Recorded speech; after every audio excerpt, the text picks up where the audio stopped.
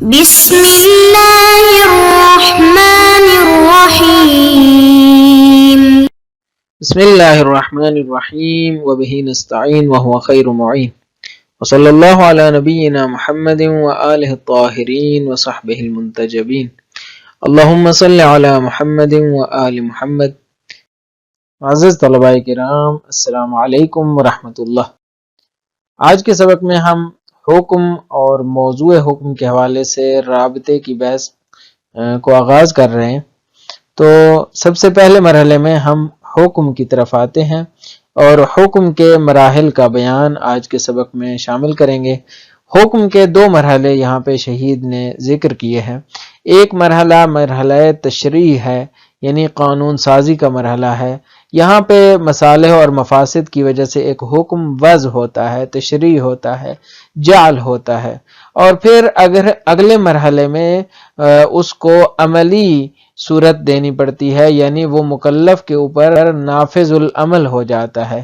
تو تشریع کا مرحلہ اور نفاذ کا مرحلہ، یہ دو الگ مرحلے ہیں۔ ان دو الگ مرحلوں کو کیسے تصور کریں گے، مثالوں کی روشنی میں اس کی وضاحت کریں گے، اور پھر اس کے بعد اگلے مرحلے میں ہم حکم اور موضوع کے درمیان رابطے کی بحث کریں گے۔ تو سب سے پہلے چلتے ہیں قراءت متن کی طرف۔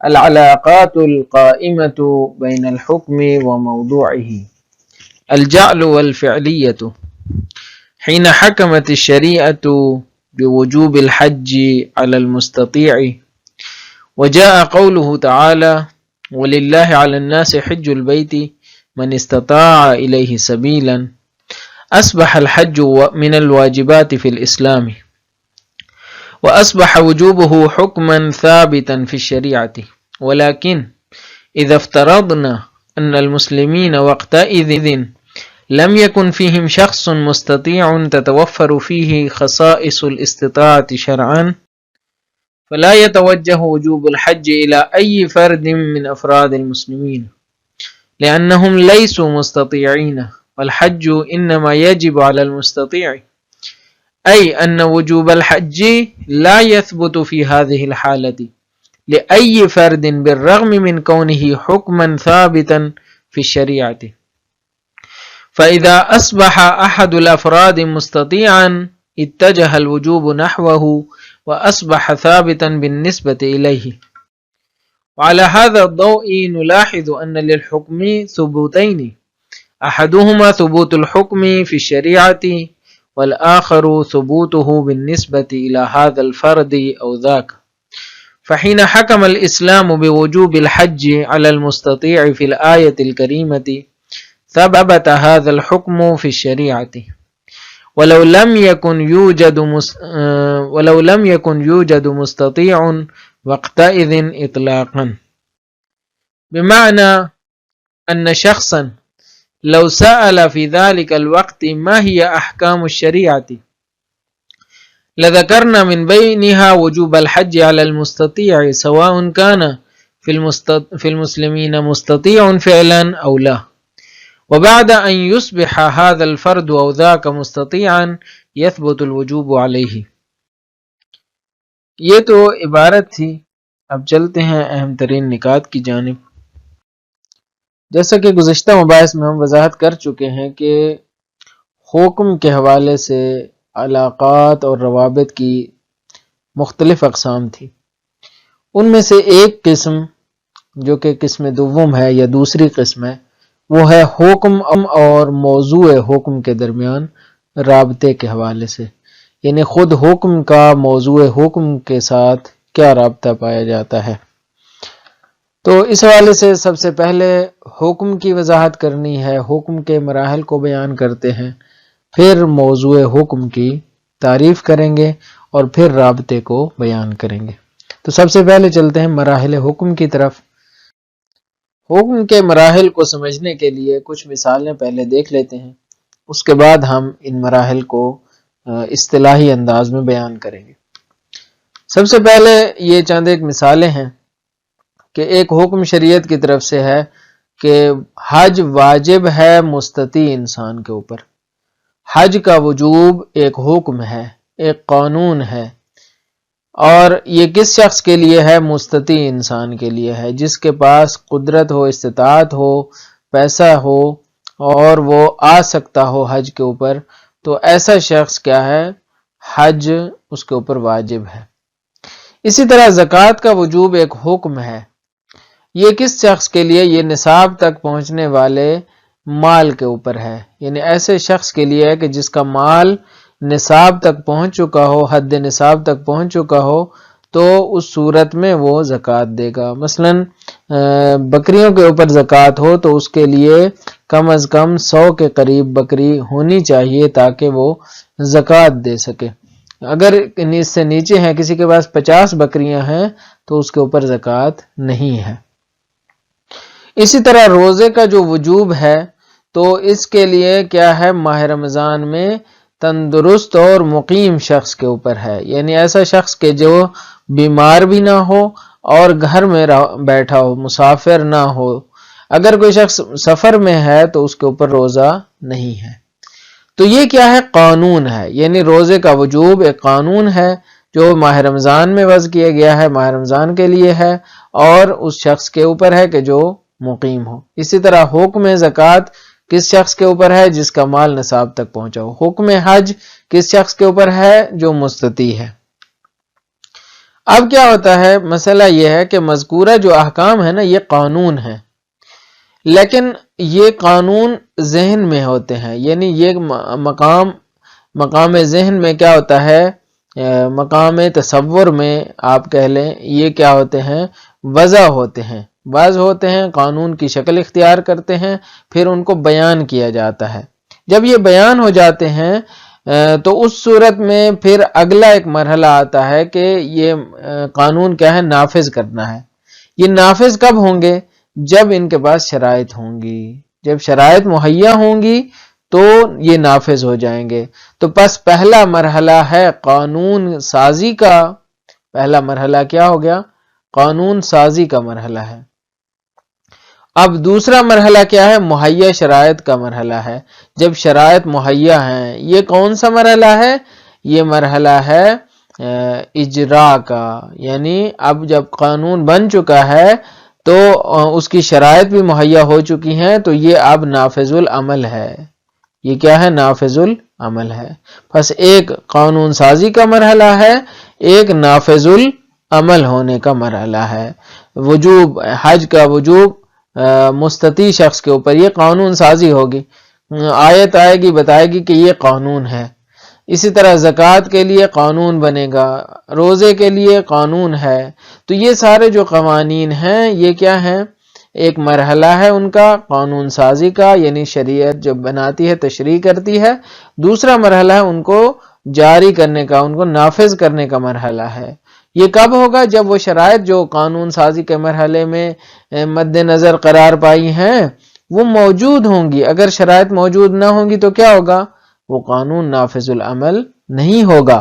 فرض کریں دنیا میں کوئی ایک شخص بھی مستطیع نہیں ہے، تو اب کیا قانون حج بھی نہیں ہوگا؟ نہیں، حج کا قانون تو موجود ہے لیکن مستطیع شخص موجود نہیں ہے، لہذا نافذ العمل نہیں ہوگا۔ قانون موجود ہوگا، نافذ العمل نہیں ہوگا۔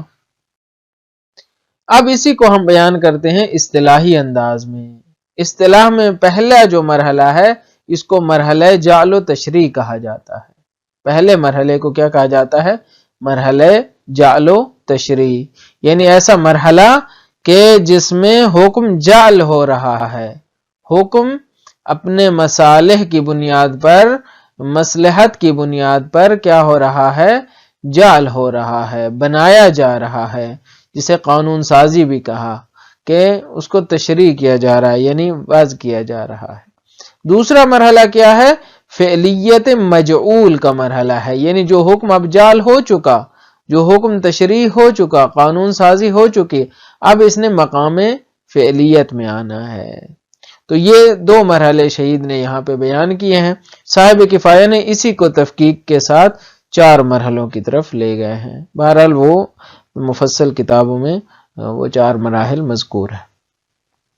تو یہ خلاصہ ہے۔ اب چلتے ہیں عبارت کی جانب اور وضاحت متن کرتے ہیں۔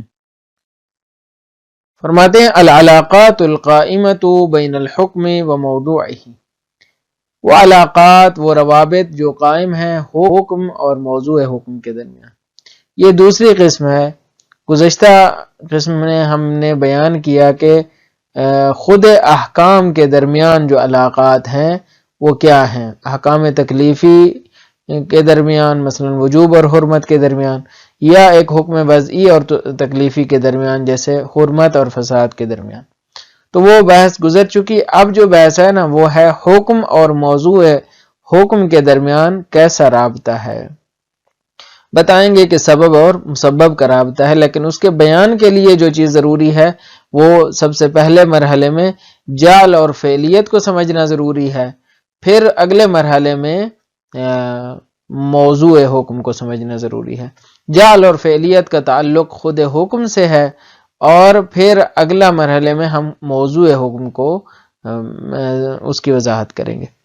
تو فرماتے ہیں کہ حین حکمت الشریعۃ بوجوب الحج، جب شریعت حکم کرتی ہے حج کے وجوب کے بارے میں، اور کیا کہتی ہے؟ کہتے ہیں یجب الحج مثلا علی المستطیع، کہ حج واجب ہے مستطیع کے اوپر.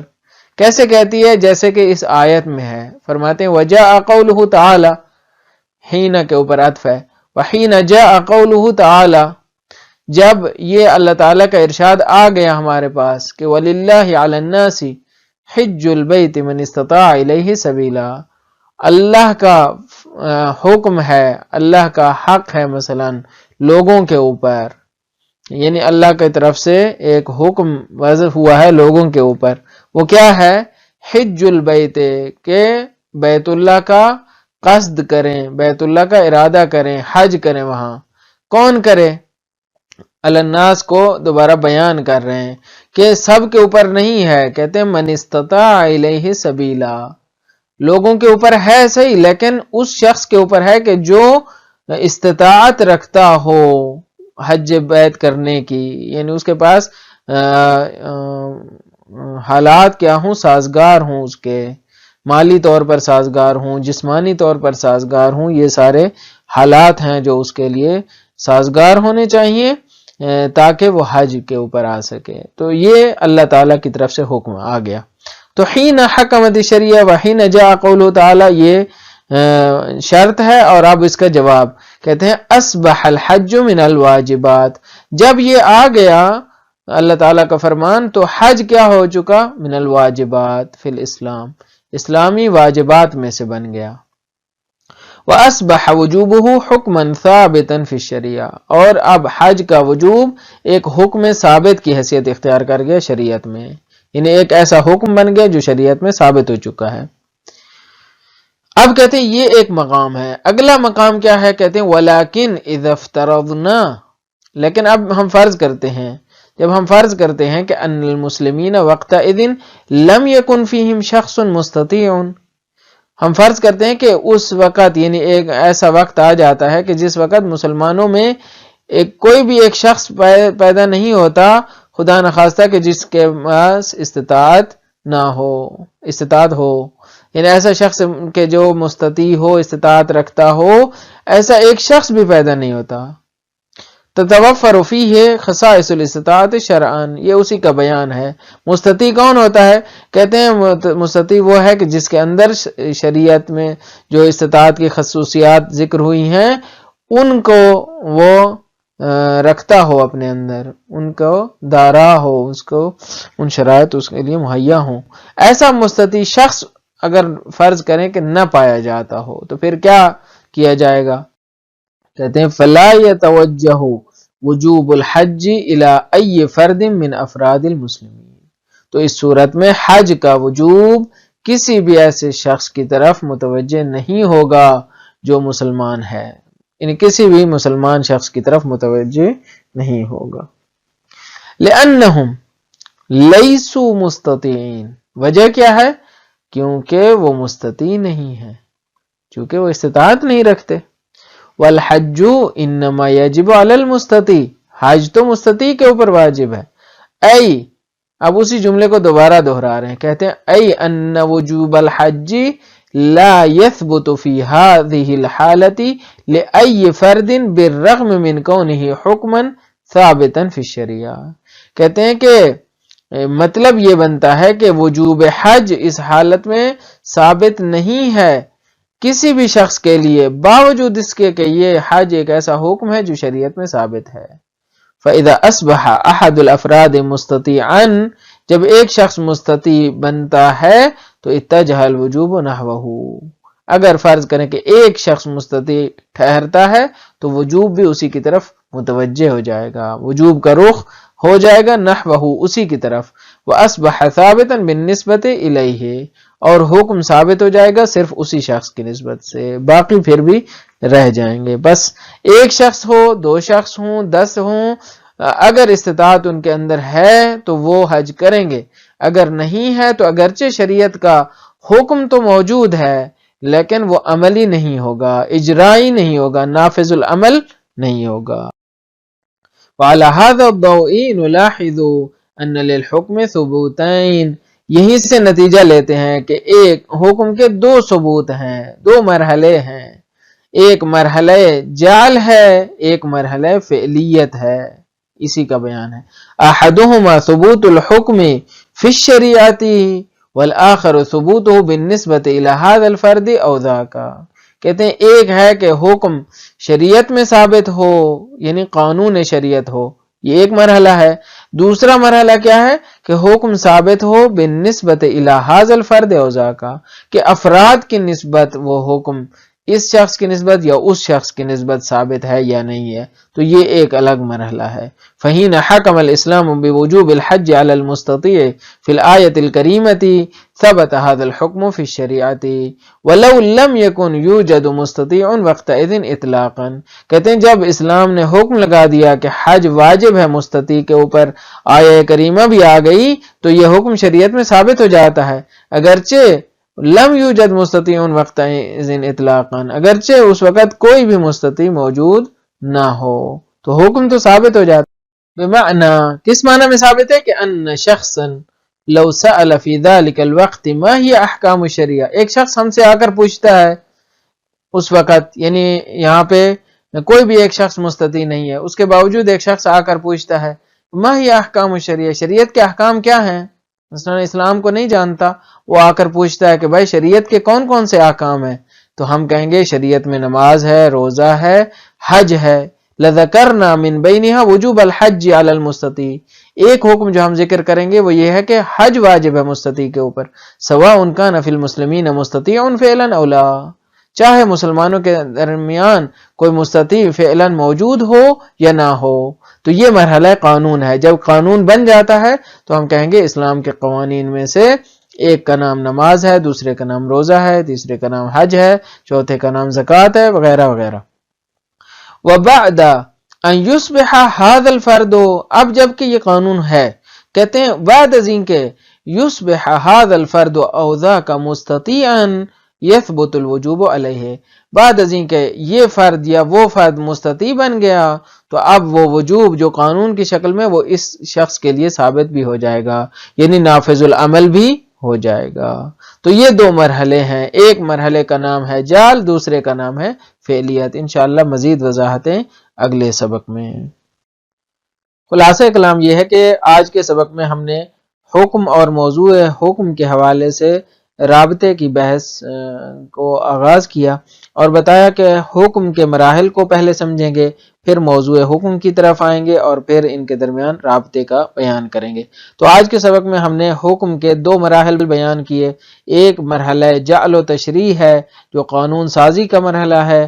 قانون سازی اپنے مصالح اور مفاسد کی بنیاد پر انجام پاتی ہے، یعنی حکم کے اندر جو مصلحت ذاتی موجود ہوتی ہے تو اس کی وجہ سے اس فعل کو حکم کا درجہ ملتا ہے. مثلا نماز ایک ایسی چیز ہے کہ جس کے اندر مصلحت ہے، اس خاص مصلحت کی وجہ سے یہ قانون سازی ہوتی ہے، حکم بنتا ہے، اور پھر اگلے مرحلے میں جب وہ شرائط مہیا ہو جاتی ہیں تو پھر مرحلہ فعلیت آتا ہے، یعنی اب مجعول جو بن چکا ہے، مجعول یعنی جو چیز جعل ہو چکی ہے، جو قانونی شکل اختیار کر چکی ہے، اس کے نفاذ کا مرحلہ آتا ہے۔ بس حکم کے دو مرحلے ہیں، ایک مرحلہ قانون سازی ہے، دوسرا اس کے نافذ العمل ہونے کا مرحلہ ہے۔